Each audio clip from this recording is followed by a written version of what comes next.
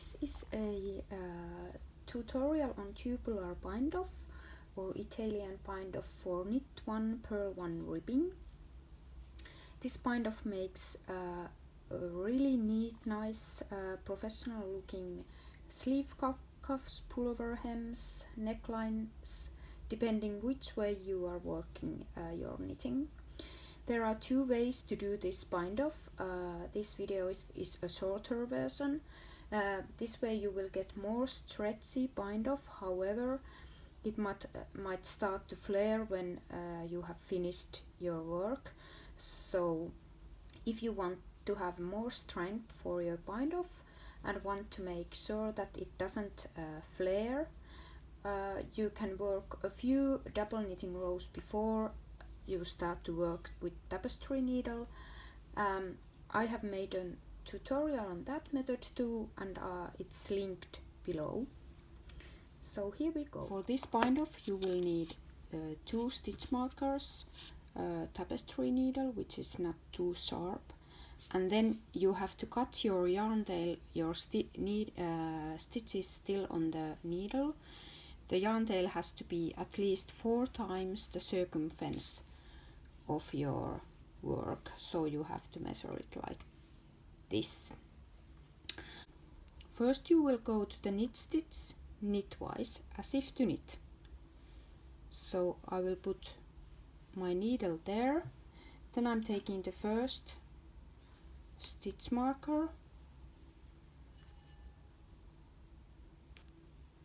and put it behind the work there. Then I'm taking the stitch of the needle, it kind of drop already,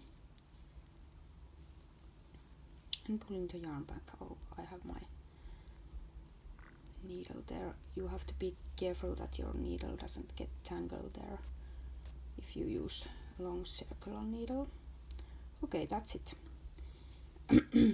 Then I will go to this next knit stitch purlwise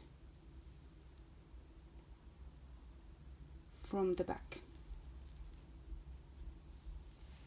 Okay, then we have a purl stitch here, so I skipped the purl stitch, and what I'm going to do, I'm going to go to purlwise to the purl stitch, and taking my other stitch marker.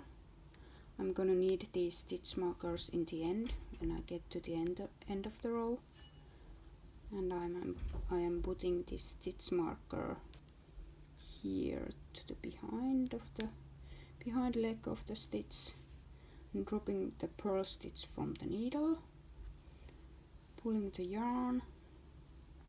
Okay, then comes the tricky part. I will go behind the knit stitch, and to the next purl stitch I will skip the knit stitch and go knitwise. I have a pretty good needle for this, which is kind of twisted from the edge, and I will go knitwise to that purl stitch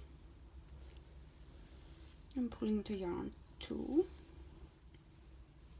Okay, then I have dropped a few 2 first stitches from the needle, which is knit stitch and purl stitch. I have markers there, and then I'm going to continue with the repeat.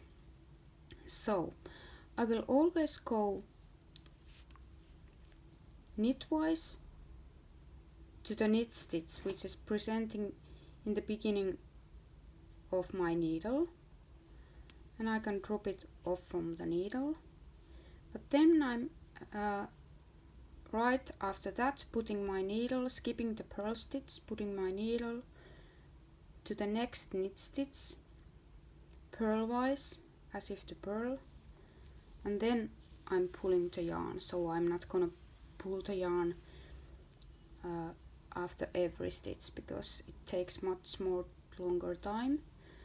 So then the purl stitch, I have purl stitch here presenting, so I will go purlwise to that stitch, taking it off the needle. Then I skip the knit stitch and going knitwise to the purl stitch from behind.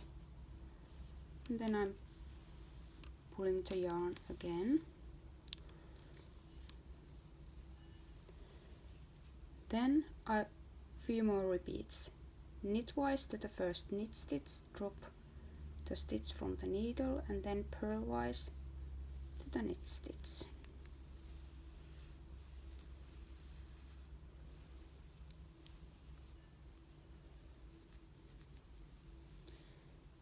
Then purlwise to the purl stitch,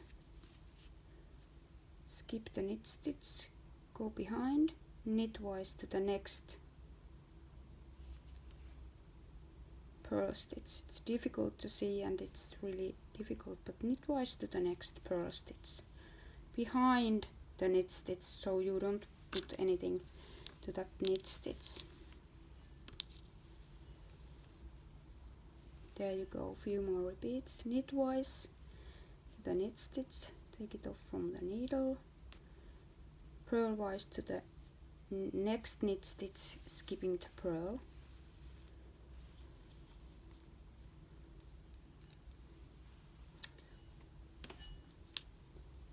Then purlwise to the purl stitch, skip the knit stitch, go knitwise to the purl stitch there.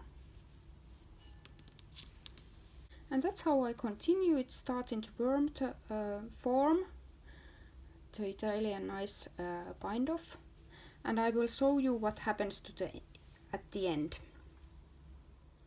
Okay, now I have reached the end of my first needle, so I will do the magic loop. I have 2 stitches left, so I can't do the repeat of where I need 2 knit stitches and 2 purl stitches, so I will pull my needle here to get everything here, only one to one needle, and I will continue the repeat. So knitwise to the first knit stitch, purlwise to the next knit stitch, skipping the purl stitch, purlwise to the purl stitch, and then skipping the knit stitch, going behind, knitwise to the next purl stitch.